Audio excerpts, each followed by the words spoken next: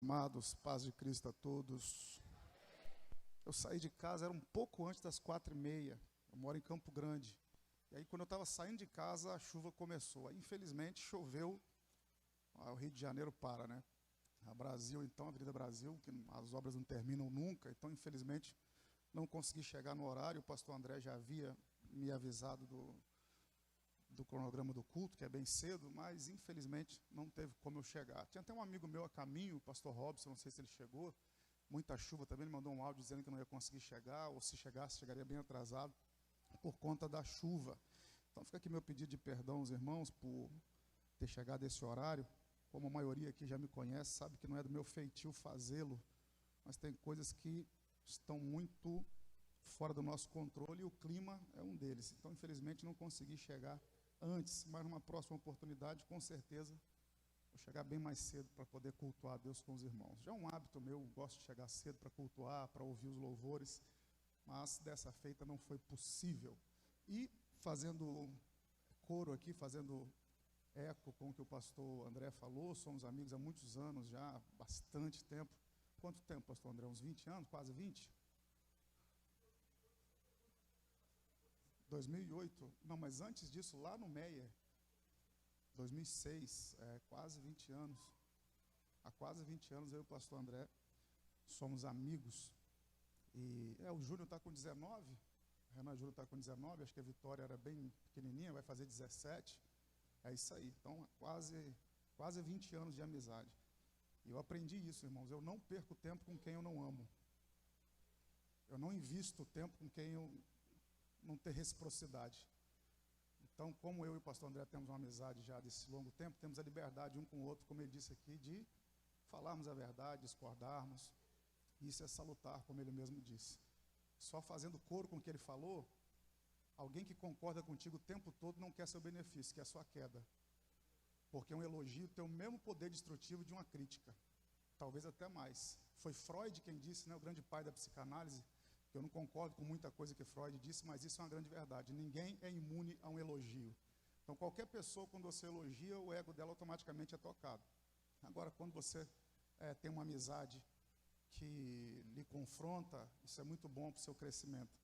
São amizades assim que perduram. Então, fica aqui registrado o meu carinho pela vida do pastor André, da sua família, e por essa linda igreja que Deus tem confiado. Que Deus continue abençoando os irmãos, que essa obra continue crescendo.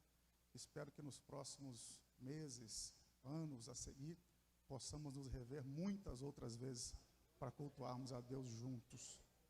Que até o arrebatamento da igreja, essa aliança continue de pé para a glória do nome do Senhor. Amém? O pastor André me deu uma oportunidade muito rica de poder compartilhar com os irmãos uma palavra. Isso aqui ainda não é a mensagem que eu quero pregar. Dificilmente vocês vão me ver fazer o que eu vou fazer aqui agora. Irmão, são 20 anos de estrada. Eu fiz 40 anos agora em janeiro, dia 10, e eu nasci no Evangelho. Meus primeiros passos eu dei literalmente de um banco para o outro dentro da igreja. Minha mãe era zeladora da igreja, ainda se usava esse termo, né? E ela levava a gente, me levava, eu sou o caçula de 4 irmãos, e me levava para a igreja, colocava uma bacia, um edredom, e eu dormia lá enquanto ela limpava a igreja. Então, meus primeiros passos foram literalmente de um lado para o outro dentro da igreja. Dificilmente você vai me ouvir falar de finanças em algum lugar, a menos que seja um evento específico para isso. Eu também gosto muito de ministrar e vivo o que eu falo, o que eu prego. E o pastor André me deu essa rica oportunidade e eu de pronto aceitei, porque eu conheço a seriedade desse trabalho, conheço a seriedade do vosso pastor, e vocês já me conhecem também, sabem como eu sou. O pastor André pode testemunhar isso aqui, se algum dia eu estipulei alguma coisa para poder subir nesse altar. Nunca, de forma alguma. Nunca o fiz? Já fiz sim, porque tem lugares que você não fala nada, eles não te dão nada. Acha que seus filhos bebem gasolina e comem asa de avião. Só quer te dar gasolina e passagem, quando não funciona assim. Então, o que eu vou ministrar aqui agora, pode ficar tranquilo que não tem nada a não ser uma instrução bíblica para te abençoar. Para isso, eu queria que você abrisse sua Bíblia, se você puder, ou se quiser colocar na tela para a gente também. Primeira carta de João, no capítulo 5, no verso 14, é um texto muito interessante. Primeira carta de João, capítulo 5, no verso 14, eu estou usando a versão Almeida Revista e Corrigida.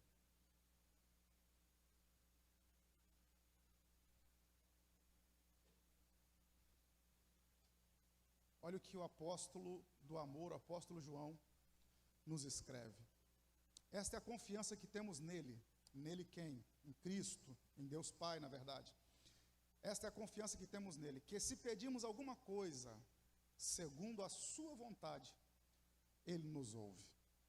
Segundo a sua vontade, ele nos ouve. Aí o verso 15. E, se sabemos que nos ouve em tudo o que pedimos, sabemos que alcançamos as petições que lhe fizemos. Você pode dizer amém por essa palavra? Quem está dizendo isso aqui, irmãos, foi o último apóstolo do colégio apostólico, lógico. João morreu de causa natural, foi o único que não foi martirizado. E o discípulo mais próximo de Jesus, a gente pode afirmar isso categoricamente. Dos 12 que Jesus escolheu, João sempre foi o mais próximo, o mais íntimo. Então, se teve alguém que recebeu ensinamentos veementes e pujantes da parte de Cristo, esse foi o apóstolo João. E aí, na sua primeira carta, João deixa isso aqui registrado. E vocês sabem porque essa igreja aqui é uma igreja ávida pela palavra, uma igreja que ama a palavra, que a Bíblia, ela é um livro histórico, tanto um livro histórico quanto um livro de princípios espirituais e morais. A Bíblia é o nosso norte. Tem uma frase de Agostinho de Hipona, que eu acho muito interessante. Agostinho de Hipona, certa feita, disse que o Antigo contém o Novo, falando do Antigo Testamento. O Antigo Testamento contém o Novo, e o Novo explica o Antigo. Vou repetir, o Antigo Testamento contém o Novo estava lá. Hebreus diz que ele era sombra. E o Novo explica o Antigo. O que eu quero dizer com isso? Que alguns princípios, por exemplo, das leis que Deus entregou a Moisés, nós tínhamos 3 tipos de lei ali: lei civil, lei moral e lei religiosa. A lei civil prescreveu. Por quê? Como é que era a lei civil naquele tempo? Quem matava tinha que morrer. Essa lei prescreveu. Hoje em dia não se trabalha mais desse jeito. Não tem mais isso. Antigamente, se o cara estivesse construindo uma casa, ele fosse pedreiro, e a casa caísse sobre a família que ele construiu, aquele pedreiro que construiu a casa, ele deveria morrer. Hoje em dia não se trabalha mais assim. Então a lei civil, ela prescreveu. A lei religiosa, por exemplo, como é que funcionava a lei religiosa naquele tempo? Se a mulher tivesse o seu fluxo menstrual, não podia estar dentro da congregação. Essa lei prescreveu. Por quê? Porque o sangue menstrual, usando uma linguagem bem adulta aqui, é um sangue inútil no corpo, e Deus não aceita sangue morto no altar. Por isso que a mulher tinha que se afastar durante o ciclo menstrual, que era um sangue que não era mais usado pelo corpo. Só que esse princípio religioso prescreveu. Só que os princípios morais e espirituais permanecem. Princípios espirituais e morais. Me ajuda aí, eu disse princípios espirituais e morais. O que é um princípio moral? Vamos lá. Homicídio deixou de ser homicídio? Mudou a pena, mas é pecado do mesmo jeito. Correto? Prostituição mudou a pena. Não precisa apedrejar mais a prostituta, mas é pecado do mesmo jeito. Então o princípio espiritual permanece. Mudou-se a dispensação, mas o princípio espiritual permanece. E quando a gente fala em oferta, é a mesma coisa. Antigamente não tinha moeda cunhada, prata, ouro, na mesma quantidade que se tem hoje. Poucos eram os homens que tinham muito nessa condição. Então como é que se negociava? Com gado, com animal. E Deus aceitava isso no altar. Mudou a dispensação, mas a oferta ainda continua sendo um princípio espiritual, que é um princípio de honra, Provérbios 3, a partir do 9. Honra ao Senhor com a primícia da tua fazenda. Então, oferta é uma questão de honra. Antigamente honrava-se a Deus com as frutas, com os animais. Hoje em dia ninguém vai trazer mais. Inclusive que em alguns países da África ainda acontece isso. Como eles trabalham e não têm renda, alguns países da África do Norte, que a África do Sul é bem rica, na África do Norte, quando não se tem dinheiro, eles levam lá o produto agrícola que eles granjearam. Mas mudou-se a dispensação, mas o princípio é o mesmo. Então a oferta é uma questão de honra. E um princípio que havia no Antigo Testamento, e isso aqui é interessante demais. Deixa eu te mostrar um texto aqui, para você ver como essa questão de princípio, ela é interessante. Vai lá em Gênesis 25, por favor. Aliás, Gênesis 26, verso 5. Coloca para mim, por favor, Gênesis 26, verso 5. Vamos lá, aqui nós estamos 4 gerações antes de Abraão. 4 gerações antes de Moisés. Estamos falando de Abraão. 4 gerações antes de Moisés. A lei vem através de Moisés. Só para saber se você está fixando a palavra. A lei vem através de quem? Moisés. Então nós estamos aqui há 4 gerações antes. Pelo menos 400 anos de diferença. Olha o que Deus fala para Isaac acerca do pai dele, acerca de Abraão. Olha o que Deus fala para Isaac, quando Isaac vai cavar os poços, que Deus diz, Isaac, não desce para o Egito, fica em Gerar, e Isaac vai desenterrar, vai desentulhar os poços que o pai dele havia aberto. Olha o que Deus fala sobre Abraão para Isaac, ó, porquanto Abraão obedeceu a minha voz, guarda isso aqui, irmão, obedeceu a minha voz e guardou o meu mandado, mas não tinha lei ainda. Guardou o meu mandado, os meus, me ajuda, irmão, os meus, e as minhas. Mas Deus não tinha dado lei a Moisés. Moisés não tinha chegado ali. Que lei é essa que Abraão seguia? Que princípio é esse que Abraão seguia? Princípio moral e princípio espiritual. Pegou aí? Você pode dizer um amém? Por quê? Porque tem gente que fica preso naquilo do Antigo Testamento e não sabe interpretar a luz do Novo. Querendo abolir algumas coisas do Antigo Testamento, dizendo que por Cristo agora, no Novo, nós não precisamos mais disso. Se fosse assim, era para abolir o jejum. Mas por que o jejum é um princípio fortíssimo? Você quer ouvir? Diga amém. Porque o instinto mais veemente que o homem tem não é o sexual, é a fome. Por que o homem trabalha? Porque tem estômago. Você sai de casa e diz o quê? Eu vou trabalhar para colocar o pão na mesa. O dispositivo que Deus colocou no homem para trabalhar foi o estômago. Se nós não comêssemos, ninguém trabalhava.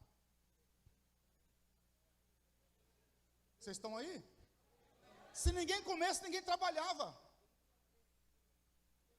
Por isso que o jejum é um princípio que transcende lei, transcende qualquer coisa. Por quê? Porque o instinto mais veemente que o ser humano tem é a fome, abastecer a carne. Por isso que quando Jesus foi tentado, Satanás não levou uma mulher para ele. Falou o quê? Transforma essa pedra em? Me ajuda, transforma a pedra em? Quer ouvir por quê? Diga amém. Pedra nasceu pedra, pão nasceu pão. A pedra do Corcovado, há 500 anos é do mesmo tamanho. E vai passar mais 500, vai continuar mesmo tamanho. Agora compra um pão na padaria e deixa ele no armário. Daqui 3 dias, como é que ele vai estar? Duro. Daqui mais uma semana, juntar bolô, porque pão não nasceu pão. Pão nasceu trigo. Então quando o diabo falou, transforma a pedra em pão, ele está dizendo, muda o preceito, muda o conceito, muda o princípio. Pega aquilo que não acaba e transforma naquilo que acaba. Pega aquilo que é imortal e transforma no mortal. Pega aquilo que é eterno e transforma no passageiro. Aí Jesus disse, nem só de pão viverá o homem, mas de toda a... Jesus está dizendo o seguinte, eu não provo que eu sou filho de Deus quando eu faço milagre, eu provo que eu sou filho de Deus quando eu obedeço.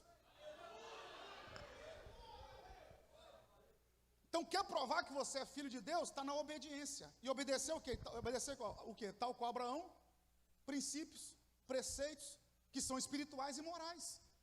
A Bíblia é um livro doutrinário, um livro de princípios. Doutrina, por exemplo, se você for levar tudo ao pé da letra, você vai se enrolar. Não é aula de teologia, não, mas vamos lá. Você não vai encontrar na Bíblia o termo trindade, mas quem crê na trindade? Porque está lá, batizar em nome do Pai, do Filho e do Espírito Santo. Não aparece a palavra trindade, mas eles estão aqui. A bênção apostólica, o amor de Deus Pai, a graça de Jesus e a comunhão do Espírito. Olha a trindade aí. Jesus sendo batizado por João, o Deus Filho nas águas do Jordão, o Deus Espírito Santo em forma corpórea de pomba e o Deus Pai brado do céu, eis o meu Filho amado em que eu me comprazo. Olha a trindade aí. Então se você for levar tudo ao pé da letra, você vai enlouquecer. Por quê? Porque tem coisas que são princípios espirituais, outros são princípios morais, e daí surge a nossa doutrina.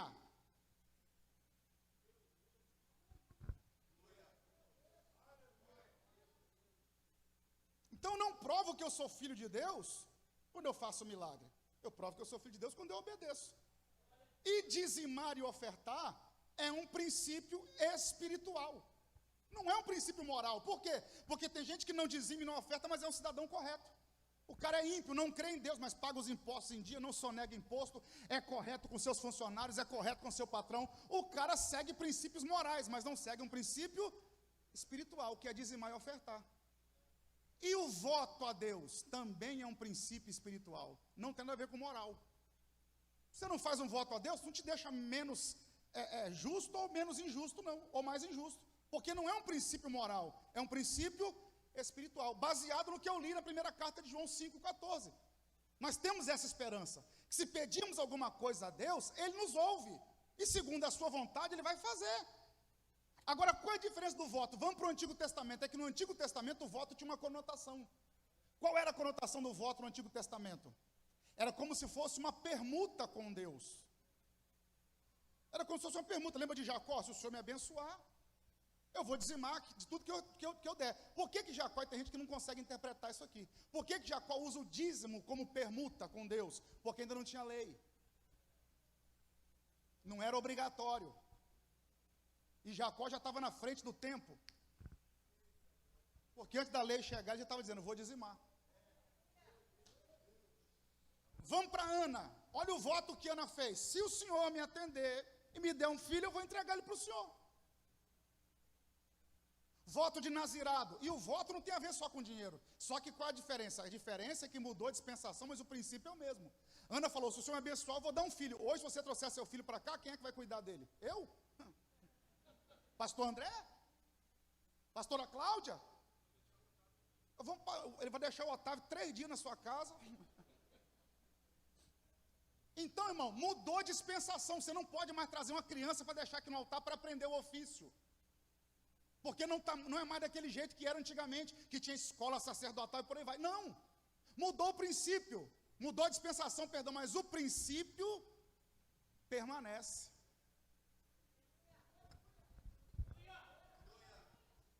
E por que agora a gente trabalha com dinheiro? Aguça o ouvido. Porque o dinheiro é a única coisa que compete com Deus no coração do homem. E não fui eu quem disse, foi o próprio Jesus. Não dá para servir a Deus e a mamon. E Paulo disse, o amor ao dinheiro é a raiz de todos os males. Então por que, repare que não é o dinheiro, que aí tem uma frase que eu acho fantástica, do reverendo Billy Graham, saudoso Billy Graham, que diz o seguinte, não há problema algum no homem ter dinheiro. O problema é o dinheiro ter o homem. Vocês estão aí? Então não tem problema nenhum você ter dinheiro, o que não pode é o dinheiro te ter. Então hoje quando você faz um voto, ao invés de você falar assim, eu vou trazer meu filho no altar, e vou deixar ele aqui na igreja, ou eu vou trazer tantas ovelhas, você faz um voto a Deus, ao invés de você oferecer isso, você oferece o quê? Dinheiro. Que é a moeda corrente, que é o que a gente usa, porque o dinheiro por tudo responde. Mudou a dispensação, mas o princípio é o mesmo. Você vai ver Paulo fazendo um voto onde ele raspou a cabeça. Tem gente que faz voto nesse sentido. Se o cabelo é uma vaidade para você, você quer tocar nisso, é relacionamento seu com Deus. Mas o que acontece? Por que é tão importante a questão do dinheiro? Porque o dinheiro é a única coisa que ocupa no coração do homem o lugar de Deus. Compete lado a lado. Porque como o dinheiro te dá poder, o dinheiro te dá acesso às coisas, a pessoa se acha autossuficiente. Então, quando você vem ao altar e traz uma oferta, traz o seu dízimo, faz um voto, você está dizendo o seguinte, não é o dinheiro que manda em mim, sou eu que mando no dinheiro. Dinheiro não é o meu Deus, porque eu não tenho dificuldade de dar para Deus aquilo que está no meu bolso. Ok?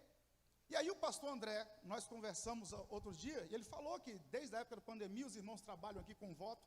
Outra coisa, irmão, há uma diferença entre o voto e uma campanha. Por exemplo, se o pastor André quisesse fazer uma campanha aqui, ó, irmão, nós vamos comprar um terreno, vamos comprar um templo novo. 5 milhões de reais. E eu preciso aqui de 50 irmãos que possam ofertar R$1.000. Mas, irmão, isso não é antibíblico. Não é antibíblico. Porque você não vai ver nenhum texto bíblico refutando isso. O texto bíblico que tem refutando é o quê? É o amor ao dinheiro. Fazer uma campanha para levantar recursos para a igreja não é antibíblico. Não tem nada de antibíblico nisso. Só que é um valor programado. Irmão, eu preciso de tantas pessoas com isso, tantas pessoas com aquilo. Isso é uma campanha comum, irmão. Nós vamos comprar um equipamento novo para a igreja. Vamos colocar uma tela de LED aqui. Quanto custa a tela de LED? 150 mil. Então, eu preciso que os irmãos me ajudem. Isso é a coisa mais comum que existe. Não é antibíblico, é correto, certo, honesto e justo. A diferença do voto é que a gente não coloca valor. Você faz aquilo que Deus colocar no seu coração em prol daquilo que você está precisando. E isso não quer dizer que Deus vai fazer também, porque eu li o texto de 1 João aqui, 5,14. Eu não posso ser menino na fé e querer incitar você a ofertar pela emoção. Tem coisa que Deus faz pela sua vontade. Faz pela sua, me ajuda, faz pela sua. E onde é que o voto vira uma questão de fé? Me ajuda, irmão. Onde eu demonstro mais fé? Quando eu oferto depois que eu recebo ou quando eu oferto antes de receber? Então é aqui que o voto entra fazendo a diferença, que o voto é quando eu ofereço a Deus alguma coisa, já agradecendo por aquilo que Ele vai fazer.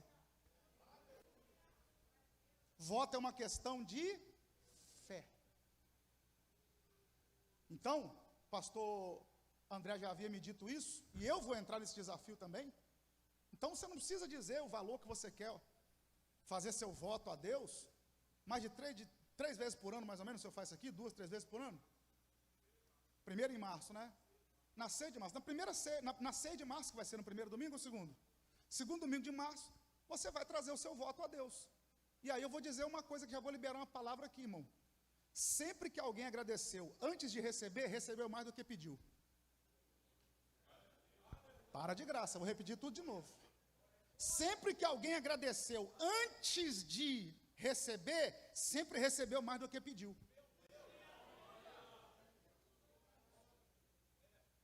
Quer que eu te prove a luz da Bíblia? Diga amém. Salomão, 1 Reis, capítulo 3. Olha o que acontece aqui.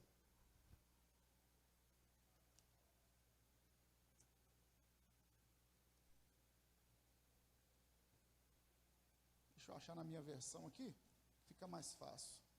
1 Reis, capítulo 3, a partir do verso 3. Por favor, isso, me ajuda aí, ó. E Salomão amava o Senhor, andava nos seus estatutos de Davi, seu pai, somente que nos altos sacrificava. O que é os altos aqui? Altares. Salomão não sacrificava em outro lugar, a não ser no altar do Senhor.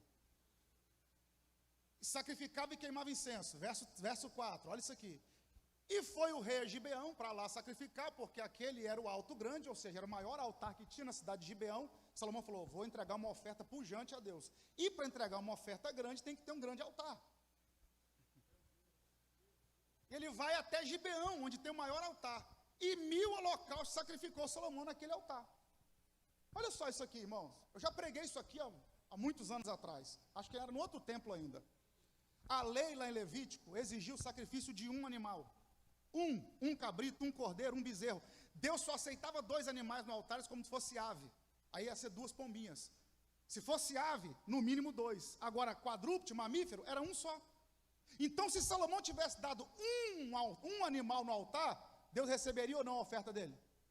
Me ajuda, irmão. Deus receberia ou não? Sim. Mas ele dá 1000.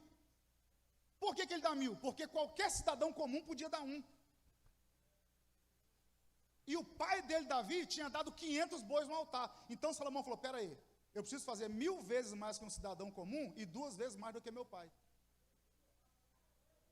Porque se eu quero receber algo que eu nunca recebi, eu tenho que fazer algo que eu nunca fiz. Porque sabe qual é a nossa maior hipocrisia? É sempre querer mais de Deus e dar sempre o mesmo. Só chega no culto no mesmo horário, senta no mesmo lugar, só gosta do mesmo louvor, só dá glória na mesma parte do coro, e só gosta do mesmo pregador, só gosta do mesmo texto bíblico, fala a mesma língua estranha, 30 anos e ora dizendo, Deus, faz algo novo na minha vida. Quem sabe aquilo que você não recebeu está naquilo que você ainda não ofereceu. Quem sabe aquilo que você não recebeu está exatamente naquilo que você ainda não ofereceu. Salomão vai lá e dá 1000 holocaustos a Deus. Segue o texto, por favor. Verso 5, em Gibeão apareceu o Senhor a Salomão de noite em sonho e disse-lhe, pede o que quiseres que eu te dê. Espera aí, irmão. Deus está assinando um cheque em branco. É a resposta, uma das respostas mais rápidas da Bíblia. Salomão dá 1000 holocaustos a Deus. Deus aparece para ele naquela mesma noite e fala, pede o que você quiser. Sabe o que está acontecendo aqui? Deus está assinando um cheque em branco. Está dizendo, quem põe o valor é você, Salomão. Irmão, se Deus faz um negócio desse comigo, eu já tenho um rosário pronto. Mas vamos ver o que o texto segue dizendo. E disse Salomão, peraí, me ajuda. Deus falou para Salomão o seguinte, pede o que você quiser. Deus diz, pede. Deus fez o quê? Diz para ele, pedir. Diz para ele o quê? Pedir. Aí Salomão começa, de grande beneficência usaste com teu servo Davi, meu pai. Como também ele andou contigo em verdade, em justiça, em retidão de coração, perante a tua face, guardaste-lhe esta grande beneficência, e lhe deste um filho que se assentasse no seu trono, como se vê neste dia. Verso número 7. Agora, pois, ó Senhor meu Deus, tu fizeste reinar teu servo em lugar de Davi, meu pai, e eu sou ainda menino, pequeno, nem sei como sair, nem como entrar. Verso 8. e teu servo está no meio do teu povo que elegeste, povo grande, que nem se pode contar, nem numerar pela sua multidão. Aí verso 9 ele diz, a teu servo, pois, dá um coração entendido, algumas traduções, um coração sábio, para julgar o teu povo. Olha isso aqui, irmão. A gente, desde a escola dominical, eu aprendi, Salomão pediu sabedoria a Deus, e Deus deu sabedoria a ele. Mas não foi qualquer tipo de sabedoria que Salomão pediu. Salomão pediu sabedoria para julgar, para discernir. Salomão pediu discernimento a Deus. E o que é interessante é que Deus fala assim, pede o que você quiser. Ao invés de ele começar pedindo, ele começa agradecendo. O Senhor foi bom com meu pai. O Senhor foi bom comigo. Não era para eu estar aqui. Pela lógica, quem assume o trono no lugar do pai é o filho mais velho. Eu sou o 10º. Tinha Adonias, mas o Senhor escolheu a mim. Então Salomão não começou pedindo, começou agradecendo. Olha o final do texto, segue por favor. Esta palavra pareceu boa aos olhos do Senhor, que Salomão pedisse esta coisa. Olha o que Deus diz agora, verso 11. E disse-lhe Deus, porquanto pediste esta coisa e não pediste para ti. Uau!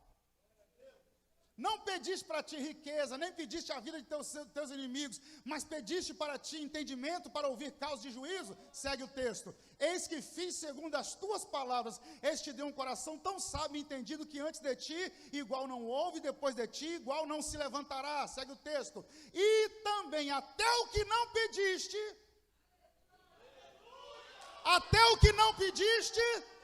me ajuda, até o que não pediste.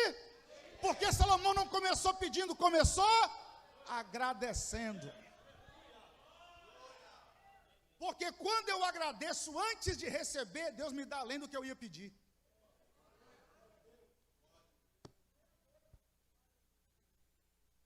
Isso é um princípio, irmão. Mudou a dispensação, mas o princípio é o mesmo. Mudou a dispensação, mas o princípio permanece. Então qual é a oportunidade que nós vamos ter aqui essa noite? De agradecer a Deus, quem sabe, antes de receber. Tem gente aqui que vai pegar um envelope e antes da ceia de março, Deus já vai ter atendido o seu pedido. E vai ser maior do que você pensou que seria. Você vai trazer vai fazer um voto a Deus aí agora. É você e Deus. Quem põe o valor é você e Deus. É uma questão sua com Deus. Por quê? Porque cada ponto de vista é a vista de um ponto. Já disse Leonardo Boff, que eu não concordo com muita coisa que Leonardo Boff escreveu também, mas cada ponto de vista é a vista de um ponto, ou seja, nem tudo que é significante para mim pode ser para você. Vou te dar um exemplo. Um fio de cabelo na cabeça de um careca não é nada, mas na sopa é muito, porque cada ponto de vista é a vista de um ponto. Então, de repente, para você, R$100 tem um valor. Para o irmão do lado tem outro. Porque cada realidade é uma realidade. Agora, o mais interessante é isso. É que Deus conhece o melhor do seu coração. Deus sabe quantas vezes você coloca no envelope um valor e está dizendo, Deus, eu queria estar ofertando 1000 vezes além disso aqui. E Deus diz, vou te dar graça para isso. Vou abrir a porta para isso. Eu vou liberar uma palavra profética aqui. Se prepare, irmão, para ver as coisas acontecerem na sua vida, como você nunca imaginou que aconteceria. Sabe por quê? Porque o diabo pensou que você ia resmungar, reclamar, murmurar, mas para a vergonha do inferno, você está agradecendo, ofertando, votando e dizendo, eu sei em quem eu tenho crido, e se ele fizer amém, se ele não fizer amém do mesmo jeito, o dinheiro não manda em mim, sou eu que mando no dinheiro, e eu oferto e voto o quanto eu quiser, oh meu Deus, esse é o princípio. E eu poderia passar aqui uma noite inteira contando testemunho do que Deus fez na minha vida. Poderia passar aqui a noite inteira contando testemunho do que Deus fez na minha vida. Uma experiência que eu tive, a última que eu tive, eu já vou liberar os obreiros para distribuir os envelopes e vou... Aí o pastor André, não sei como é que faz, se ele vai orar, o que ele vai fazer, chamar o povo para orar, e depois eu ministro uma palavra. Fica tranquilo que eu vou, 40 minutos eu prego. Fica tranquilo. Sim. A última vez que eu fui aos Estados Unidos, inclusive a viagem antecedeu a minha vinda aqui. Eu estive aqui num domingo, eu acho, com o Nani. Na segunda ou na terça-feira eu viajei para os Estados Unidos. Fui ministrar no Texas, depois fui a Boston, em Massachusetts, voltava por Nova York. Cheguei no aeroporto de Nova York, eu tinha um evento aqui em Jacarepaguá. A companhia aérea mudou o horário do voo. Depois que mudou o horário do voo, mudou mais uma vez, e por fim cancelaram o voo. Eu viajo o Brasil há 20 anos, eu cheguei a voar de Varig, de VASP, companhias extintas, inclusive cheguei a voar nessas companhias, tanto tempo que eu lido com ponte aérea e essas coisas. Muitos e muitos voos já foram cancelados. Aí cancelaram esse voo, mas eu tinha um compromisso muito importante aqui no Rio. Peguei o cartaz do evento, levei na companhia da empresa, que era uma empresa hispana. Aí misturei inglês com espanhol e mímica, para falar com os irmãos de eu vou predicar, na multitude, aguarda-me, mas não teve jeito. O que a aviação civil ordena? Qual é a lei? Quando a companhia aérea cancela seu voo, eles são obrigados a te colocar no primeiro voo mais próximo do seu horário, independente da companhia. Resultado, tinha um voo da American Airlines que eu chegaria a tempo no Brasil. Não me colocaram nesse voo, me deixaram num hotel, passei uma prova terrível, mais uma noite em Nova York. Brincadeira. E aí voei no outro dia, mas perdi o evento que eu tinha aqui. Cheguei no Rio de Janeiro, me esqueci daquele negócio. Passaram-se os meses, eu lembrei, falei, rapaz, aquela companhia cancelou meu voo, vou colocar aquilo na justiça para ver o que dá. Nunca fiz isso na minha vida, mas olha como Deus faz. Coloquei na mão de uma empresa, que lida só com direito nessa questão de passagem. Isso foi em fevereiro de 2020. Em março veio a pandemia. Parou tudo. Todos os aviões no chão, todas as companhia aérea falindo. Ninguém voando, tudo fechado. E aí, irmão, vocês sabem como é que eu vivo. De ofertas voluntárias que as igrejas me dão e dos meus materiais que eu vendo. Não estava tendo culto nas igrejas, igreja fechada, pregador, tudo em casa. Eu tinha uma reserva, pensei que a pandemia ia durar 30 dias. Irmão, quando chegou março, abril, maio, junho, a luz vermelha acendeu, a luz amarela acendeu. Opa, onde você tira e não põe, acaba. Falei, se não acontecer alguma coisa, o negócio vai estreitar. Aí meu telefone tocou. Era o pessoal da companhia aérea, a empresa que representava a companhia aérea, na verdade. Falou assim, senhor Renan? Eu falei, pois não, sou eu. A tal companhia aérea quer entrar num acordo com o senhor. O senhor perdeu o voo e perdeu um compromisso importante, mandou toda a documentação, sim, e a companhia quer fazer um acordo com o senhor. Falei, sim, qual o acordo que eles querem oferecer? Eles estão oferecendo ao senhor R$10 mil. Senti uma inveja pairando aqui assim agora, na nave da igreja. Falei, vou fazer jogo duro, vou pedir 15. Mas quando eu lembrei da conta zerada, eu falei, não dá para deixar a oportunidade passar. Avião tudo no chão, fórum fechado. Juiz sem trabalhar. Como que a companhia me oferece 10 mil ainda? Falei, não, tudo bem, eu assino os papéis. Ela vai mandar no e-mail do senhor assinatura virtual. Falei, tá bom, quanto tempo? Falei, daqui uns 6 meses eu recebo. Não, dentro de 2 horas está na sua conta.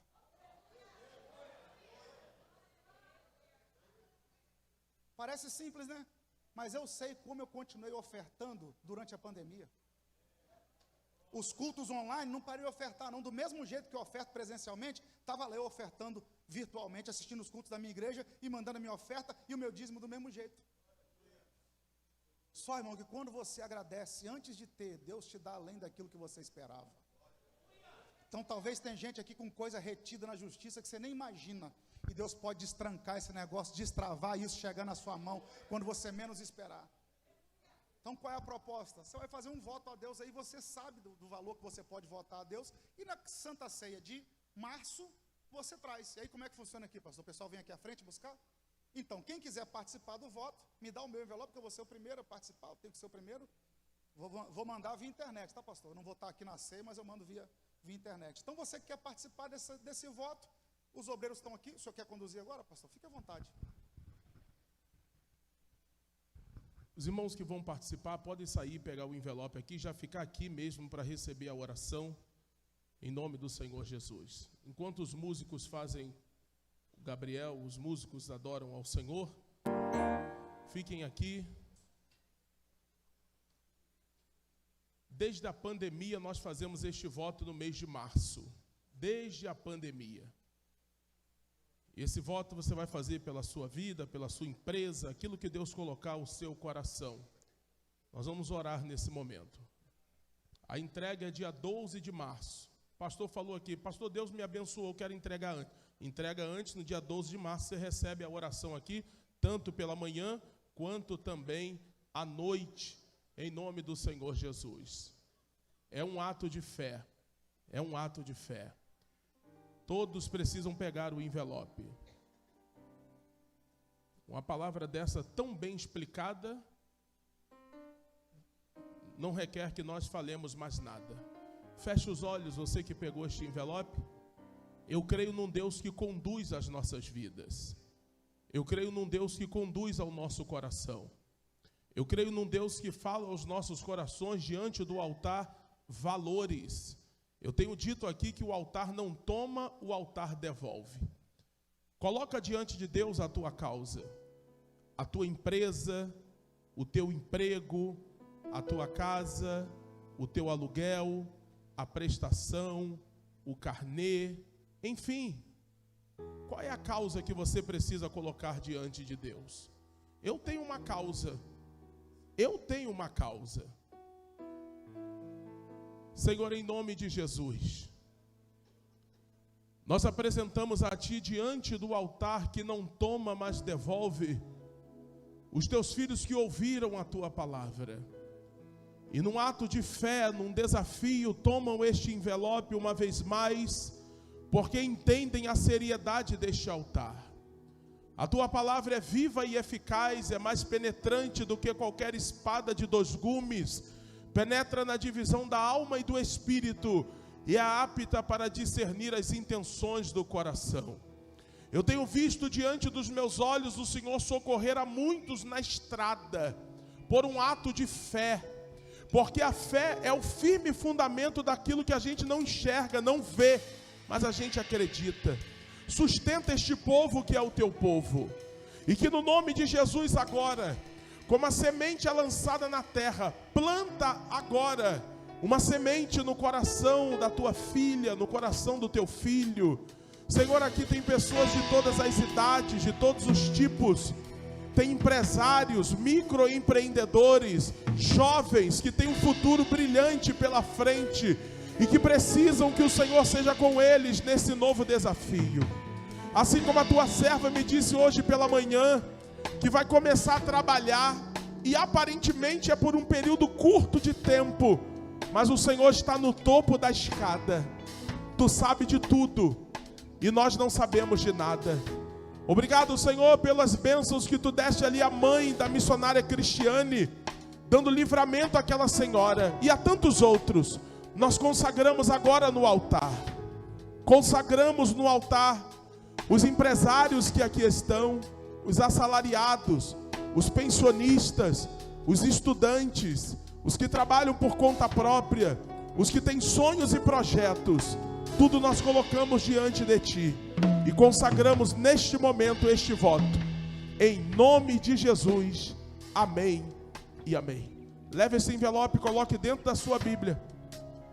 A data é 12 de março, permitindo Deus. Glória a Deus. Nessa mesma atmosfera, nós vamos participar agora da oferta do culto. Traga o gasofilácio. Separe a sua oferta do culto, a oferta da noite. Oh, glória. Isto. Aí está o Pix da igreja também. 30-102-006, 1000 ao contrário 30, que é o CNPJ. Isto é o Pix da nossa igreja. Você que vai devolver o dízimo, os pastores e presbíteros estarão posicionados aqui para orar por você. Você pode fazê-lo também pela máquina de cartão de crédito e débito, pelo Pix da igreja.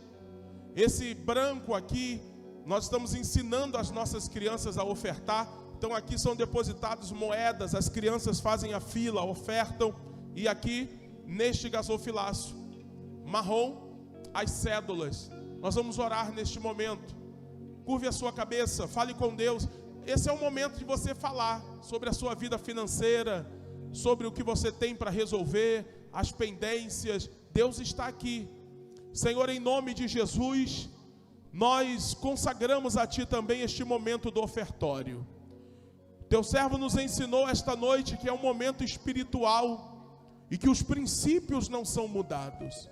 Ajuda-nos a Te honrar também com este princípio, para a glória do Teu nome. Consagramos a Ti cada cédula, cada moeda, cada pix, cada dízimo e cada oferta. Tu és aquele que sonda e conhece os nossos corações. Pedimos pela equipe que tem trabalhado incansavelmente aqui na igreja. pelas obras, pelas reformas, pelos muitos desafios, pela ação social que tem trabalhado, Senhor, os teus servos que têm trabalhado incansavelmente. Ajuda a igreja, ajuda o teu povo. Nós abençoamos e oramos em nome de Jesus. Amém e amém. Levantem-se as mulheres primeiro, para não embolar o meio de campo, e tragam as suas ofertas, por favor. Todas as mulheres estão autorizadas a se levantarem.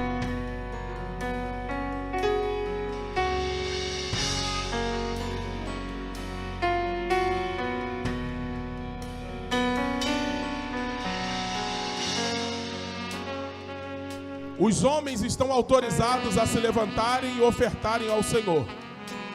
Todos os homens estão autorizados.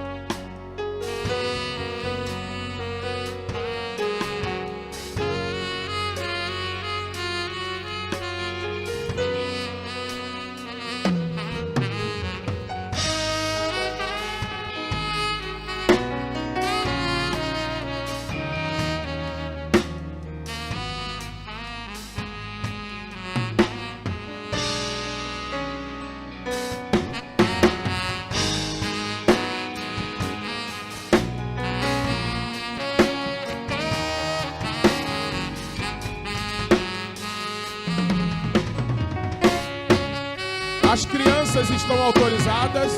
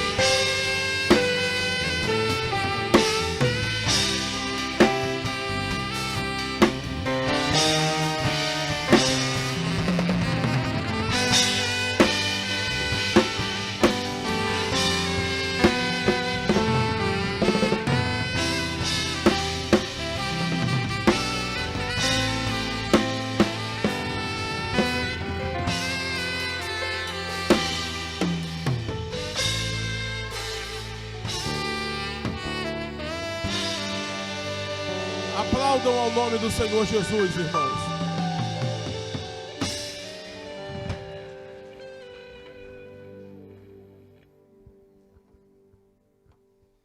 Maravilha.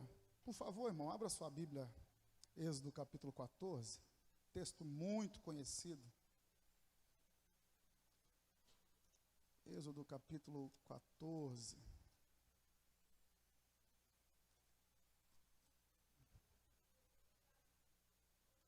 Quantos precisam ouvir uma porção da palavra de Deus? Ainda digam amém. Amém. Êxodo 14, verso 11. Obrigado, mano.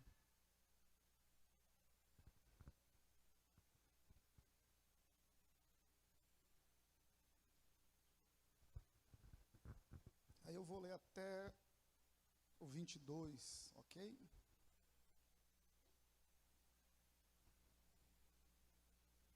Texto que fala-nos da travessia do Mar Vermelho. Diz assim: disseram a Moisés: não havia sepulcros no Egito para nos tirares de lá, para que morramos nesse deserto? Por que nos fizeste subir? Por que nos fizeste isso que nos tem tirado do Egito? Não é esta a palavra que temos falado no Egito, dizendo: deixa-nos para que sirvamos aos egípcios? Pois que melhor nos fora servir aos egípcios do que morrermos no deserto. Moisés, porém, disse ao povo: não temais, estais quietos e vede o livramento do Senhor que hoje vos fará. Porque os egípcios que hoje vistes, nunca mais vereis para sempre. O Senhor pelejará por vós e vos calareis. Então disse o Senhor a Moisés: por que clamas a mim? Dize aos filhos de Israel que marchem, e tu levanta a tua vara e estende a tua mão sobre o mar, e fende-o para que os filhos de Israel passem pelo meio do mar em seco. E eis que endurecerei o coração dos egípcios para que entrem nele atrás deles, e eu serei glorificado em Faraó e em todo o seu exército, nos seus carros e nos cavaleiros. Os egípcios saberão que eu sou o Senhor quando for glorificado em Faraó e nos seus carros e nos seus cavaleiros. E o anjo de Deus que ia diante do exército de Israel se retirou, e atrás deles também a coluna de nuvem se retirou de diante deles, se pôs atrás deles. Ia entre o campo dos egípcios e o campo de Israel, e a nuvem era a escuridade para aqueles, e para estes esclarecia a noite, de maneira que em toda a noite não chegou um ao outro. Então Moisés estendeu a sua mão sobre o mar, e o Senhor fez retirar o mar por um forte vento oriental toda aquela noite. E o mar tornou-se em seco, e as águas foram partidas. E os filhos de Israel entraram pelo meio do mar em seco, e as águas lhes foram como muro à sua direita e à sua esquerda. E se você puder, diga amém. Amém. Um dos textos mais conhecidos da Bíblia Sagrada. Hollywood já fez filmes sobre isso, pinturas, gravuras, grandes artistas pintaram sobre a abertura do Mar Vermelho. E como eu disse aqui, a guisa de introdução ainda daquela palavra, que mudou-se a dispensação, mas o princípio é o mesmo. E hoje em dia não temos mais inimigos tal qual Faraó, com seus carros, com seu exército, tentando nos parar, nos perseguir, nos matar, literalmente falando. Mas o princípio é o mesmo. Temos inimigos no mundo espiritual. Temos adversidades, percalços, problemas a resolver. E qual o princípio do texto? O mesmo Deus que fez aquele tempo, ainda pode fazer hoje. Esse é o princípio. Mesmo Deus que abriu o mar para Israel, pode abrir toda e qualquer circunstância para você passar. E eu creio que eu estou falando para irmãos e irmãs aqui essa noite, essa palavra, irmão, ela tem um cunho profético, ok? Ela tem um cunho profético. É uma noite profética. Gente que está diante de impossibilidades aqui, pastor André Luiz. Gente que está diante de dificuldades enormes, coisas que fogem da sua alçada. Coisas que você olha e fala: contra isso eu não posso, não tenho como, não tem jeito. Não há uma saída. Eu tenho uma palavra simples, no entanto profética. O nosso Deus é aquele que nos faz transpor o intransponível, conquistar o impossível. Então, à luz desse texto, eu quero extrair algumas lições com vocês para abençoar a sua vida, a sua semana, e quem sabe que alguma coisa desse texto aqui, dessa palavra, possa ser um divisor de águas na sua vida, a ponto de você dizer: daquele dia em diante muita coisa mudou e eu recebi algo da parte de Deus. Você crê nisso? Você pode dizer amém? Então, primeiro eu vou tirar algumas lições aqui. Primeira lição que a gente aprende com a travessia do Mar Vermelho. Para você me acompanhar, o pessoal da mídia aí pode me ajudar. Êxodo capítulo 13, verso 17. Olha que coisa interessante. Êxodo 13, 17. E aconteceu que quando o faraó deixou ir ao povo, depois da 10ª praga, da morte dos primogênitos, o êxodo acontece à meia-noite, a fuga, aí o povo começa a sua jornada, a sua peregrinação rumo ao deserto. Olha o que o texto diz. E aconteceu que quando o faraó deixou ir o povo, Deus não os levou. Guarda isso aqui, se você estiver frisando aí o texto, frisa isso aí na sua Bíblia. Deus não os levou pelo caminho da terra dos filisteus, que estava mais perto. Porque Deus disse, para que porventura o povo não se arrependa, venda a guerra e torne ao Egito.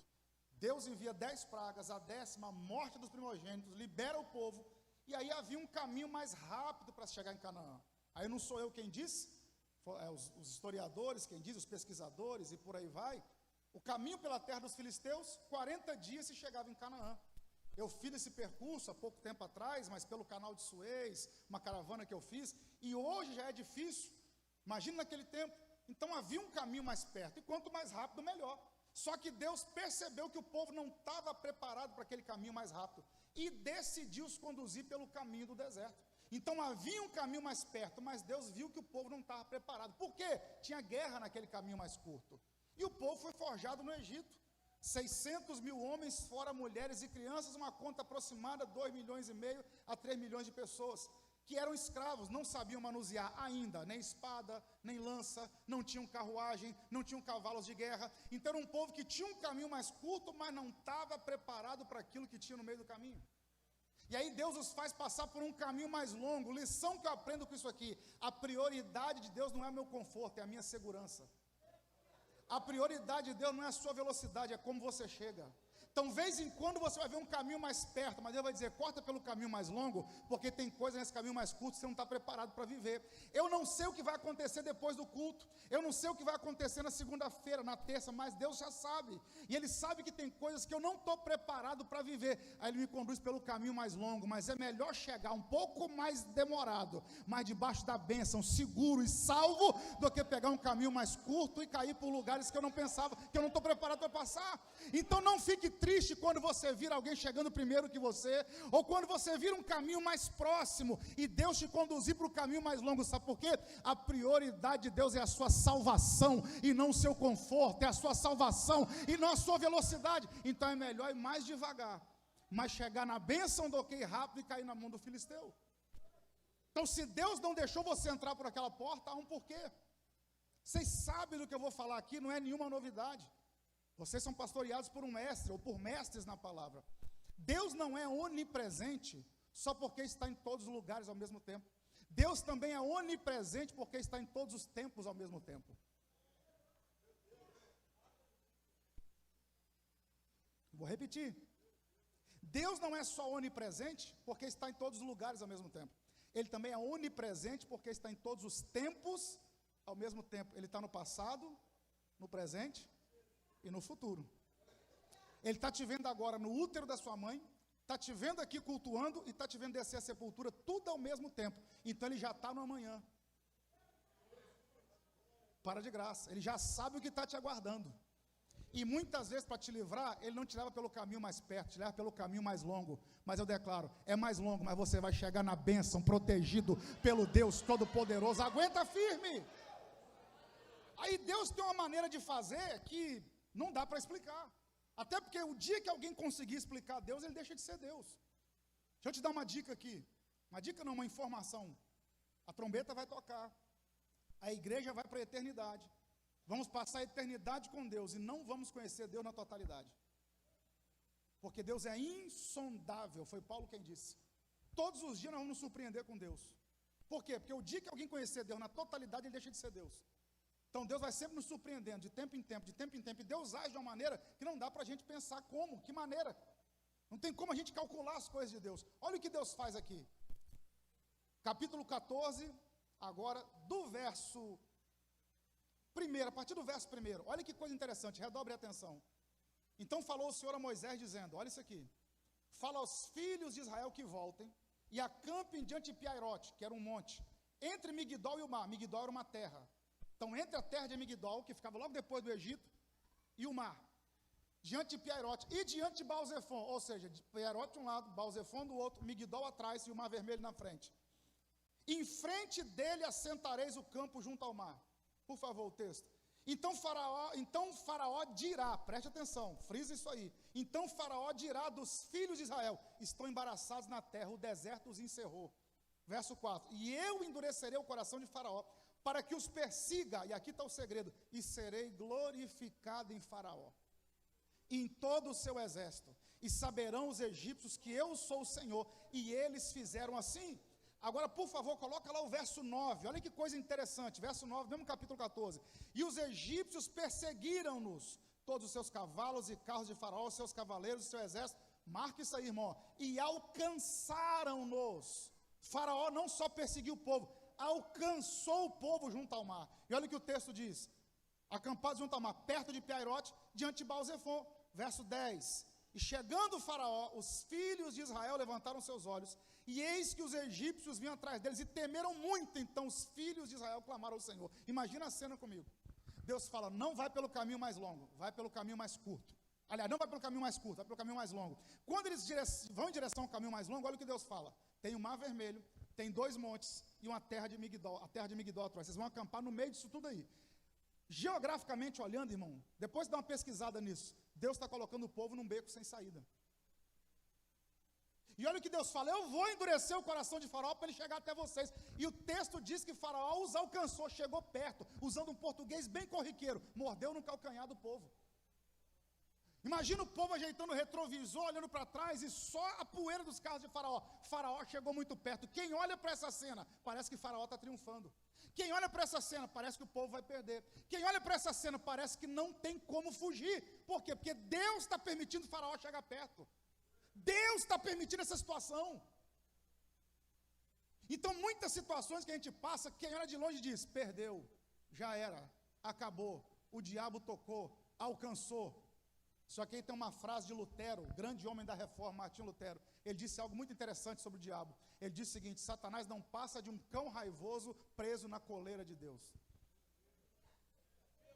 Vou repetir: Satanás não passa de um cão raivoso preso na coleira de Deus. Tem dia que parece que ele está vencendo, mas Deus está na ponta da corda dizendo: só vai até onde eu deixar, só toca se eu deixar, só faz se eu deixar. Alguém está olhando para a situação e está dizendo: perdeu, acabou, já era. E Deus está dizendo: não vai tocar, não vai chegar perto, mas não vai aprisionar. Por quê? Porque Deus tem caminho no meio do mar para você passar. Eu estou liberando uma palavra profética aqui. Parece que está triunfando, mas no final quem vai ser glorificado é o Senhor da tua vida. Se alguém está comigo nessa palavra, me ajuda a adorar o nome do Senhor aí, porque tem dia que parece que a gente está perdendo, tem dia que parece que o diabo está triunfando, tem dia que parece que Faraó vai chegar, mas quando a gente menos espera, Deus abre o mar e alguma coisa acontece. Só quem crê nisso faz aquele barulho que o diabo não gosta de ouvir. Sabe por quê? Chegou perto, mas não vai te tocar. Chegou perto, mas não vai te aprisionar de novo. Você está comigo nessa palavra? Eu preciso que 5 acreditem nela. Deixa eu ver quem crê. Deixa eu ver quem crê. Pode até ter chegado perto, mas não vai te tocar. Está te assustando, mas não vai te tocar. Foi Deus quem permitiu.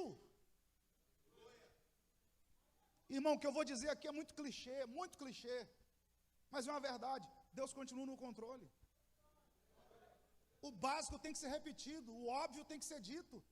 Porque tem dia que a gente olha para a situação, parece que não tem reversão, parece que não tem jeito. Mas é Deus no comando. Deus falou: eu que estou endurecendo o coração de Faraó, eu que estou deixando isso acontecer, eu que estou permitindo essa situação. Quem está no controle não é o Faraó, não é Faraó, sou eu. Quem está no controle não é o diabo, é Deus. Simples assim. E aí quando o povo olha para trás e percebe que Faraó está chegando, olha o que eles dizem no verso 10. Então chegando o Faraó, os filhos de Israel levantaram seus olhos, viu que o exército vinha atrás deles, temeram muito e começaram a falar. Olha o que eles dizem, é o verso 11 que nós lemos: não havia sepulcro no Egito para nos tirar de lá, para que morramos nesse deserto? Por que você fez a gente passar por isso, Moisés? Nós não falamos com você lá que era melhor servir a Faraó do que morrer no deserto? Olha o que está acontecendo aqui. Deus já havia enviado 10 pragas, 10 sinais. O povo viu tudo aquilo acontecer. E agora, Faraó está alcançando o povo. O povo vira para Moisés e fala: era melhor ter ficado no Egito escravo no Egito do que morrer no deserto. O povo só viu duas opções. Guarda isso aqui, uma ruim e outra pior.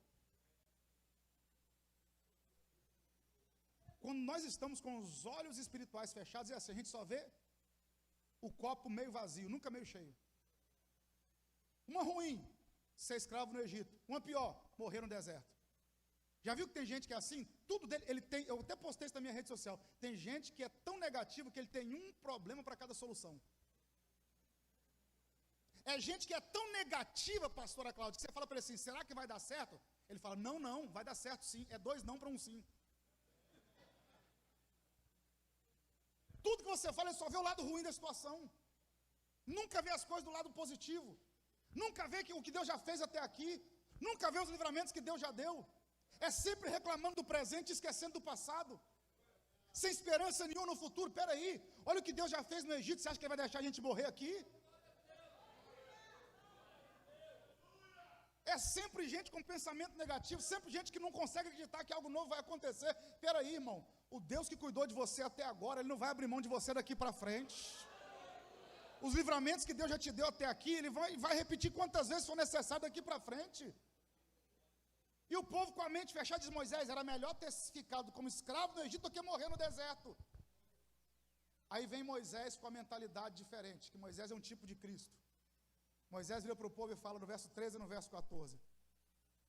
Não temais, estáis quietos, vede o livramento do Senhor. Esses egípcios que vocês estão vendo hoje, vocês nunca mais verão. Porque o Senhor pelejará por vocês. E vocês vão ter que calar a boca. É o que Moisés falou, vós calareis, vos calareis. Enquanto tem um povo, 2 milhões de pessoas aproximadamente, que não conseguem ver uma saída, tem um Moisés dizendo, não sei como, mas Deus vai fazer, não sei como, mas os egípcios não vão tocar, não sei como, mas vai dar certo. Posso liberar a palavra? Deus vai te dar esse tipo de mentalidade. Quando ninguém estiver vendo saída, Deus vai te dar uma estratégia, Deus vai te dar um pensamento, Deus vai te dar uma palavra profética. Eu quero declarar, você será tal qual Moisés, no seu trabalho, na sua casa. Todo mundo perde a esperança, mas você vê caminho aonde não há caminho, porque você sabe que o Deus que te trouxe até aqui vai te guiar daqui para frente. Você crê que essa noite é profética, irmão? Você pode ter chegado hoje aqui sem ver nenhuma saída. Eu quero declarar, Deus vai te dar um entendimento, um pensamento vitorioso. Deus vai te dar uma estratégia, Deus vai te dar sabedoria para você solucionar essa questão. Moisés veio para o povo e fala, fiquem tranquilos, olha o que Deus vai fazer. Olha o que Deus vai fazer, alguma coisa vai acontecer. E aí, todo pregador que fala sobre Êxodo 14, fala o que eu vou dizer aqui agora. Verso 15. Então disse o Senhor a Moisés, por que clamas a mim? Dize aos filhos de Israel que marchem. Guarda no seu coração o que eu vou te dizer. Deus ouve as nossas orações, mas espera as nossas ações. Gostinho de bezetacil, vamos lá.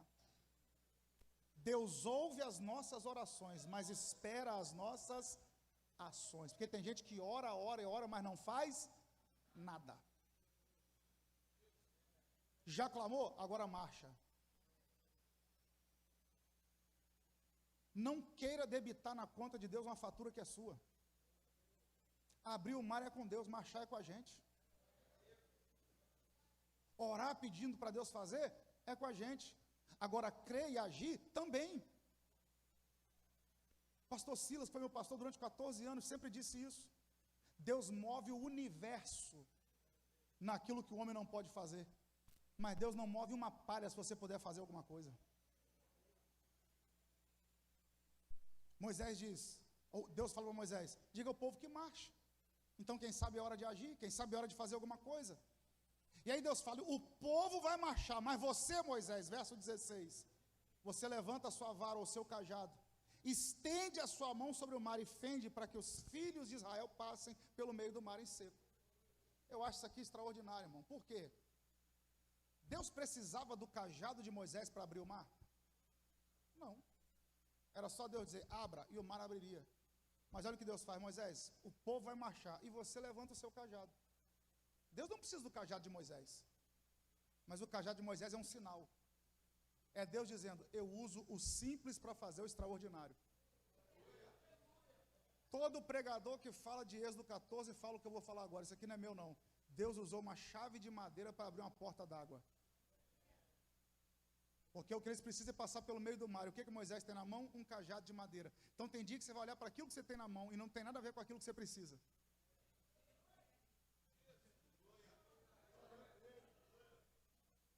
É o vinho acabar e Jesus dizer assim, enche as talhas de água. Espera aí, vamos olhar para a multiplicação do azeite de 2 Reis 4. Eliseu falou para a mulher, pega os vasos emprestados, derrama do seu azeite nos vasos que você pegou emprestado. Então Deus multiplicou o azeite de azeite. 1 Reis 17, a viúva de Sarepta, Elias falou, não vai faltar farinha na panela, nem azeite na botija. Não multiplicou, mas também não faltou. Na transformação da água em vinho foi diferente. O que Jesus podia fazer? Me dá 2 uvas que eu espremo e faço o vinho delas. Junto o restinho da taça que sobrou aí, que eu vou fazer mais vinho. Ele falou, não. Vocês estão pedindo vinho, mas para transformar em vinho eu vou usar água. É Moisés diante de um mar gigante, Deus falando, vou usar o seu cajado de madeira. Porque tem dia que você vai olhar para aquilo que você tem na mão e vai dizer, não tem nada a ver com aquilo que eu preciso. Isso aqui não tem nada a ver com aquilo que eu preciso, mas é isso que eu vou usar. Posso liberar a palavra? Deus vai usar o que está na sua mão para entregar o que a sua mão não alcança. Sabe qual é um dos nossos outros erros? Guarda isso também. É julgar o tamanho da porta pelo tamanho da chave. Nós somos especialistas em julgar o tamanho da porta pelo tamanho da chave. Por quê? Porque você vê uma chave pequena e acha que a porta também é pequena. Só que chaves pequenas costumam abrir grandes portas. Isso aqui é profético. Eu falei que a mensagem era profética. Por mais simples que seja o que você tem na mão, é isso aí que Deus quer usar para fazer grandes coisas na sua vida. Esse cajado é só o condutor daquilo que está sobre a sua vida. Igual os sacerdotes atravessando o Jordão com a arca nas costas. Por que o Jordão parou para eles passarem? Porque o segredo não estava no pé dos sacerdotes, estava na arca que eles carregavam. Porque aquilo que eu tenho sobre mim é que determina o que vai acontecer através de mim. Não é o cajado de Moisés, é o Deus que chamou Moisés. Então não é o que você tem na mão, é aquilo que Deus colocou sobre a sua vida que determina. É a unção que você carrega, é a presença que você carrega. É isso que determina o tamanho do que vai acontecer. Moisés, estende o seu cajado.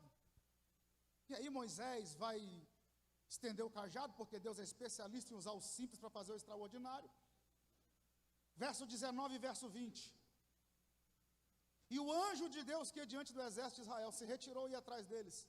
Também a coluna de nuvem se retirou de diante deles e pôs atrás deles.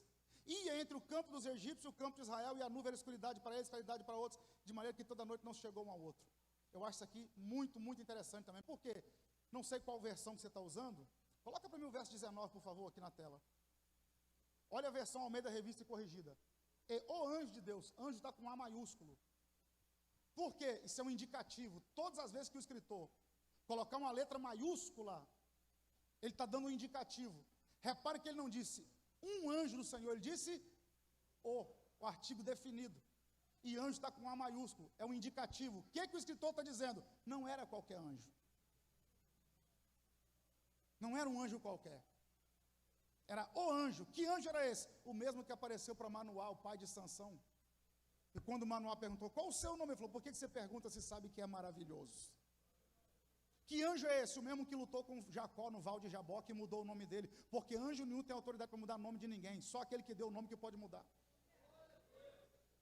Que anjo é esse? É o mesmo lá que apareceu para Gideão e recebeu a oferta de Gideão. Porque anjo nenhum tem autoridade para receber a oferta. Só sacerdote. Então aquele anjo era sacerdote. Que anjo é esse aqui? O mesmo da fornalha de Sadraque, Mesaque e Abednego. Era a presença do próprio Deus. Era o Cristo no Antigo Testamento. Qual era o papel desse anjo? Guiar o povo, proteger o povo. Junto da nuvem, que era o sinal maior. E aí, de repente, quando Moisés estende o cajado, quando Moisés vai estender o cajado, o que Deus faz? Pega o anjo que estava na frente, a nuvem que estava na frente e coloca para trás. Espera aí, irmão, o povo está se guiando por aquilo. Então tem vezes que Deus desaparece da sua vista. Mas guarda isso no seu coração. Deus pode sumir da sua vista, mas nunca da sua vida. Você pode não estar vendo, mas Ele está fazendo alguma coisa, você que não está percebendo. Até quando Deus se retira da dianteira, é para te guardar, é para fazer alguma coisa. Você pode não estar vendo, mas Ele está te livrando de muita coisa lá atrás que está vindo para te perseguir. Você crê nessa palavra? Então eu vou liberar. Você pode não estar vendo nada, nem uma nuvem pequena, mas Deus está te livrando, protegendo, guardando, está dando livramento que você nem imagina que Ele deu. O problema é que a gente quer ponto de contato, a gente quer ver, a gente quer sentir. E aí o anjo sai da frente do povo, vai para de trás da multidão. O povo não está vendo nada na frente, mas Deus está livrando lá atrás. E aí chega a vez de Moisés, verso 21. Então Moisés estendeu a sua mão sobre o mar. E o Senhor fez retirar o mar por um forte vento oriental. Guarda isso aí também. Se você estiver frisando o texto, frise isso aí, ó, vento oriental. Toda aquela noite, tornou o mar em seco e as águas foram partidas. 22, e os filhos de Israel entraram pelo meio do mar em seco. As águas foram como muro à sua direita e muro à sua esquerda. Vamos pontuar isso aqui rapidinho. A minha primeira professora de hermenêutica, que é a arte de interpretar texto bíblico, alguns acreditam que é a ciência de interpretar texto bíblico, fique à vontade, arte ou ciência. A hermenêutica não é usada só na Bíblia, só em teologia, também é usada no direito, na história. Tudo que é interpretação de texto, hermenêutica. Mas, no caso da teologia, interpretação de texto bíblico. Minha primeira professora foi minha mãe, sem ela saber o que era hermenêutica, nem eu. Minha mãe tem a 4ª série. Primeira oportunidade para pregar, eu tinha uns 8, 9 anos de idade. Fui recorrer, quem sabia mais do que eu, minha mãe. Falei, mãe, como é que eu faço para pregar? Ela falou, simples, meu filho, Bíblia. Vai ler Bíblia. Eu falei, tá bom, mas como é que eu aprendo o que está escrito aí? O que eu aprendo? Qual lição que eu posso extrair? Aí minha mãe me deu 2 dicas que eu uso até hoje. Eu tinha mais ou menos 8, 9 anos de idade. Então, há 32 anos eu uso essas dicas da minha mãe. Primeira coisa que minha mãe disse, meu filho, todas as vezes que você for estudar a Bíblia, ore, diga, Deus, me mostra o que os meus olhos não estão vendo. Segunda lição que minha mãe me ensinou, ela falou, meu filho, Deus não ia ocupar uma vírgula desse livro sagrado com alguma coisa que não tivesse uma lição para nós. Se está aí, tem alguma coisa para aprender. E há mais de 30 anos eu uso essas dicas. Quando eu olho alguma coisa, eu falo, se está aqui é porque tem alguma lição para aprender. Nós atribuímos a autoria do Êxodo ao próprio Moisés. Então Moisés poderia muito bem só escrever assim, e Deus fez soprar um vento e abriu o mar. Mas Moisés é categórico, é específico. Moisés diz, Deus fez soprar um vento oriental. Fez abrir o mar. Qual a diferença de Deus usar o vento oriental? Vamos lá. Por favor, abra sua Bíblia aí, coloca na tela para ficar melhor. Êxodo capítulo 10, verso 13. O que está acontecendo em Êxodo 10? É a 8ª praga. A praga dos gafanhotos. A 8ª praga, a praga dos gafanhotos. Olha como é que aconteceu ela. Então, estendendo Moisés a sua vara sobre a terra do Egito, e o Senhor trouxe sobre a terra um vento oriental. Me ajuda, por favor. Qual o vento que Deus trouxe? Oriental. Todo aquele dia e toda aquela noite. E aconteceu que pela manhã o vento oriental trouxe os gafanhotos. Então o vento que levou os gafanhotos para o Egito foi o vento oriental. Aí Faraó decide negociar com Moisés. Pede para Deus tirar os gafanhotos que eu libero o povo. Aí Moisés vai fazer agora o inverso. Olha o verso 19, do mesmo capítulo 10. Verso 19. Então o Senhor trouxe um vento ocidental, fortíssimo, que levou os gafanhotos e os lançou no Mar Vermelho. Nem ainda o gafanhoto ficou em todos os termos do Egito. Presta atenção, o vento oriental trouxe os gafanhotos. O vento ocidental levou os gafanhotos. E olha a geografia. Levou os gafanhotos e lançou aonde? No Mar Vermelho. Qual é a geografia aqui para você entender? Mar Vermelho, aliás, deserto, Mar Vermelho, Egito. Deserto, Mar Vermelho, Egito. O Mar Vermelho fazia separação. O vento oriental trouxe os gafanhotos e jogou no Egito, passou por sobre o mar. Por que o vento oriental trouxe os gafanhotos? O gafanhoto, ele se reproduz em lugar quente, deserto. Ataca onde tem plantação, Egito. Então o vento oriental ele vinha do deserto para o Egito. Aí Deus leva usa o vento ocidental, que é do Egito para o deserto. Só que os gafanhotos caem no Mar Vermelho. Então preste atenção, se Moisés tivesse escrito assim, e Deus usou o vento ocidental para abrir o Mar Vermelho, o vento teria soprado de Moisés para o Mar Vermelho, de Moisés para o deserto, porque Moisés está aqui, o Mar Vermelho está aqui, o deserto está depois. O vento ocidental é aquele que sopra do Egito para o deserto, o oriental do deserto para o Egito. Então se Moisés tivesse escrito e Deus usou o vento ocidental, o vento teria soprado de Moisés em direção ao deserto e teria aberto o Mar Vermelho. Mas não foi o vento ocidental, foi o vento oriental. Então o vento que abriu o Mar Vermelho veio na contramão. O mar não abriu de Moisés para o deserto. Foi do deserto para Moisés. Hollywood te enganou. Porque nos filmes de Hollywood, Moisés estende o cajado aqui, o mar abre de Moisés para o deserto. Mas não foi, foi do deserto para Moisés. Porque tem vezes que você faz exatamente o que Deus mandou fazer e você não vê nada, só vê o vento soprar. Só que o vento que está soprando de lá para cá está abrindo porta que você nunca pensou que Deus abriria. Está abrindo mares que você nunca pensou que abriria. Eu preciso de 5 pessoas para acreditar nessa palavra. Deixa eu ver. Sabe esse vento que está soprando na contramão? Está abrindo o mar para você passar de lá para cá. Você só não está vendo, mas o mar está sendo aberto para você passar. Pega essa palavra como profética para a sua vida. Por quê? Porque alguém está vendo o vento soprar e está achando que esse vento veio para te destruir. Não, esse vento está abrindo porta de lá para cá. Está abrindo porta de lá para cá. Está abrindo porta de lá para cá. Agora olha que interessante, qual a diferença entre Deus usar o vento ocidental e o vento oriental? Qual a diferença entre os dois? Vamos entender agora. Gênesis 41, verso 6, por favor. Gênesis 41, verso 6. O que está escrito em Gênesis 41? Os 2 sonhos de Faraó. Lembra dos sonhos de Faraó? 7 vacas magras que devoram 7 vacas gordas e 7 espigas queimadas que devoram 7 espigas gordas. Mas olha no sonho de Faraó, o que Faraó diz? Eis que 7 espigas miúdas e queimadas, me ajuda, irmão, queimadas por qual vento? Brotava após elas. No sonho de Faraó, pastor André, ele falou assim, o vento oriental queimou as espigas, tudo, e essas espigas queimadas pelo vento oriental, comeram as espigas boas. As espigas boas, 7 anos de abundância, 7 espigas queimadas, 7 anos de crise. Por que Faraó falou que as espigas foram queimadas pelo vento oriental? Porque o vento que vem do deserto, esse vento oriental, ele tem um nome, siroco. Por que ele queima a plantação? Onde esse vento oriental passa, ele queima tudo. Porque ele vem do deserto, e no deserto não tem água. É um vento quente, sem umidade. Quem conhece centro-oeste do Brasil, Brasília, Goiás, Tocantins, sabe o que eu estou falando. Como não tem água, nos hotéis de Brasília, por exemplo, é muito comum colocarem umidificadores de água, de ar, porque o clima fica seco, o nariz sangra. Quem tem problema de rinite, como eu, sofre, garganta seca. Por quê? Porque lá não tem mar, não tem rio, então o vento é quente, não tem umidade. Por isso que quando esse vento passa na plantação, queima tudo. Aí Moisés diz assim, Deus usou o vento para abrir o mar, mas não foi qualquer vento, foi o vento oriental, foi o vento quente. Então Deus usou um vento na contramão e quente para abrir o mar. Por que Deus usou um vento quente para abrir o mar? Quer ouvir? Diga amém. Porque Deus fez uma promessa no verso 16 do capítulo 14. Deus falou, o povo vai pisar em terra seca. Então se Deus usasse o vento ocidental, o mar ia ser aberto e a terra ia ficar úmida. Mas Deus usou o vento oriental por quê? Porque ele abriu o mar e secava a terra.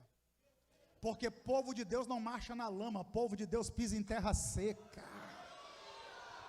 Você não vai precisar pisar na lama para chegar onde Deus quer. Você não vai precisar se sujar para chegar na terra da promessa. Você vai chegar pisando em terra seca.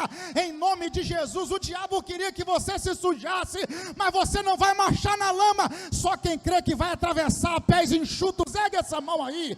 Me ajude a adorar o nome do Senhor. Você não vai precisar se sujar para a promessa se cumprir na sua vida. É terra seca. Essa foi a promessa. Aí Deus usa um vento na contramão e quente para abrir o mar. E aí outra coisa que vale a pena a gente parar para pensar, porque o texto diz que foram colunas, o mar virou colunas na direita e na esquerda, e algumas regiões do Mar Vermelho chegava a atingir 30 metros de profundidade. Dependendo do lugar que você chegasse no Mar Vermelho, ele tinha entre 12 e 20 quilômetros de largura. Esse golfo onde fica o Mar Vermelho, eu tive o privilégio de conhecer esse lugar. Só que são 2,5 milhões de pessoas para atravessar. E a gente fica vendo as pinturas e os filmes, e parece que Deus abriu um mar do tamanho de uma avenida comum. Qual é a avenida comum aqui no Rio de Janeiro? Vamos colocar aí a Avenida Brasil, uma avenida de alto fluxo. Você coloca aí 20 metros de largura, mais ou menos, 10 para cada lado, 2 pistas, 3 pistas no máximo. Só que aí tem um biblista americano, depois eu te recomendo ler o material dele, a maioria está em inglês, mas você consegue traduzir com facilidade. Dr. Leon Wood, o cara é um biblista fenomenal. Dr. Linwood fez as contas da travessia do Mar Vermelho. Qual seria a extensão dessa abertura do Mar Vermelho para que todo mundo passasse? Se nós fôssemos colocar um tamanho comum aí, 15 metros, de uma avenida comum, baseado em quê? 10 pessoas, uma do lado da outra, em fila indiana, 10 pessoas, atrás, mais 10, distância de 1,5 metro entre cada uma. Por que 1,5 metro? 1,5 metro é a distância vital. Como assim? É a extensão de um braço aberto. Isso aqui é o espaço vital. Por que quando você está num ônibus lotado, você se sente incomodado? Porque as pessoas estão entrando no seu espaço vital. Por que numa fila você fica incomodado? Muito perto de você. Está entrando no seu espaço vital. Você quer a maior prova? Quando você vai conhecer alguém a primeira vez, o que você faz?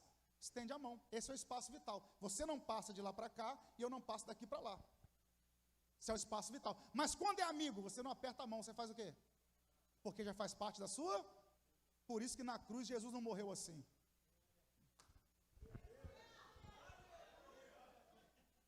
Ele morreu assim para dizer, vocês fazem parte da minha vida, pode vir que cabe todo mundo. Aí Dr. Linwood fez as contas. 10 pessoas aqui, 10 pessoas atrás. Lembra da fila antigamente na escola? Mão no ombro do amigo? Espaço vital, é isso aí. Mesma coisa, Dr. Linwood fez as contas. 10 pessoas assim, mais 10, mais 10, mais 10. 2,5 milhões de pessoas. Se Deus tivesse aberto um caminho de 15 metros de largura, quando o primeiro israelita pisasse em Canaã, o último ele não tinha entrado no Mar Vermelho, que daria uma fila de mais de 300 quilômetros. Então, para todo mundo atravessar de uma vez só numa noite, não dava para Deus abrir só 15 metros de largura. Sabe qual deve ter sido o tamanho da abertura do Mar Vermelho? 1 milha. Quanto é 1 milha? 1.600 metros. Sabe por quê? Porque Deus não abre brecha para o povo dele passar. Deus escancara a porta. Eu vim com a palavra profética para alguém essa noite, e a palavra é: a porta vai ser maior do que você pensou que seria. Deus não vai abrir uma brecha para você passar, Deus vai escancarar a porta. Só quem crê nisso me ajuda a adorar o nome do Senhor aí, porque Deus não vai abrir um beco para você passar, é porta escancarada, é porta escancarada, é porta escancarada. E só quem está comigo nessa palavra, me ajude a adorar o nome do Senhor aí. A porta vai ser maior do que você pensou que seria.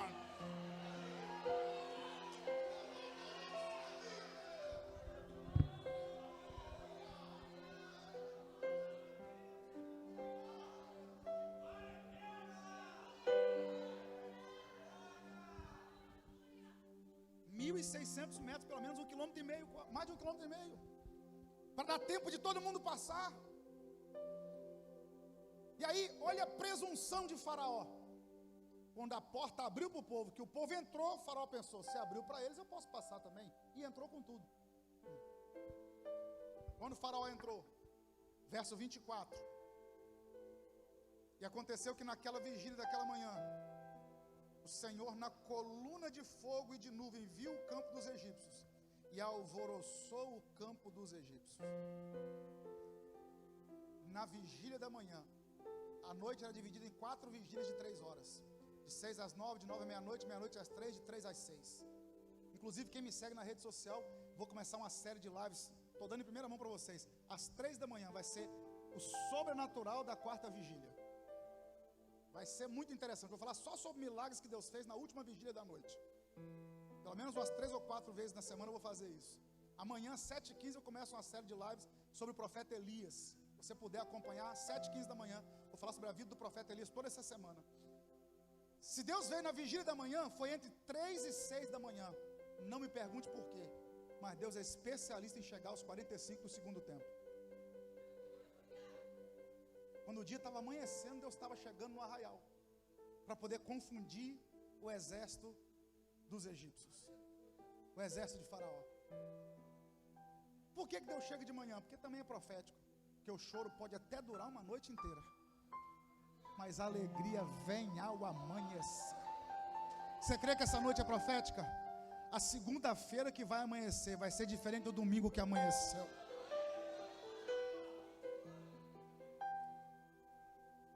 Verso de número 25.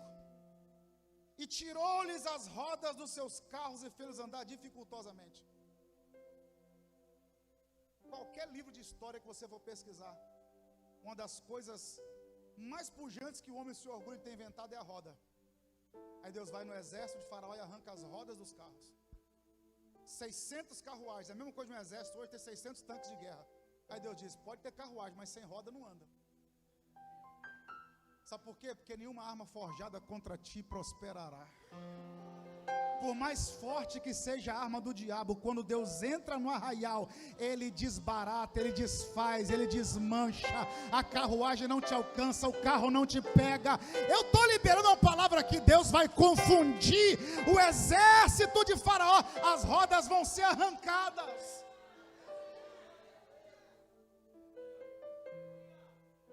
Aí Faraó entra. Verso de número 26. E disse o Senhor a Moisés: estende a tua mão sobre o mar, para que as águas tornem sobre os egípcios, e sobre os seus carros, e sobre os seus cavaleiros. Quando o Faraó viu o mar aberto, o Faraó pensou, vou entrar também. E entrou. Quando ele entrou, que ele estava no meio do mar, Deus arrancou as rodas dos carros. Moisés está do outro lado, Deus falou, Moisés, olha para trás. Olha quem está entrando na porta que eu abri para você. Faraó. O que você tem na mão aí, Moisés? A chave. Então, se a mesma chave abre, ela também... Então, estende de novo o cajado, para que o mar se feche sobre Faraó. Por quê, pastor Renan? Porque porta que Deus abre para o povo dele, o diabo não vai passar por ela. Porta que Deus abriu para você e para sua casa, o diabo não vai entrar nela. Porta que Deus abriu para você, o diabo não vai colocar a pata imunda dele nela. Eu estou liberando a palavra, a porta abriu para você, mas vai fechar na cara do diabo, vai fechar sobre o inferno. Em nome de Jesus eu estou declarando, essa porta é sua, e ninguém que Deus não autorizou vai passar por ela. A calúnia não vai passar, a fofoca não vai passar, a enfermidade não vai passar por essa porta. Por quê? Porque quem abriu foi Deus. Só quem crê, só quem crê. Me ajude a adorar o nome do Senhor aí. O diabo não vai passar pela porta que Deus abriu para você.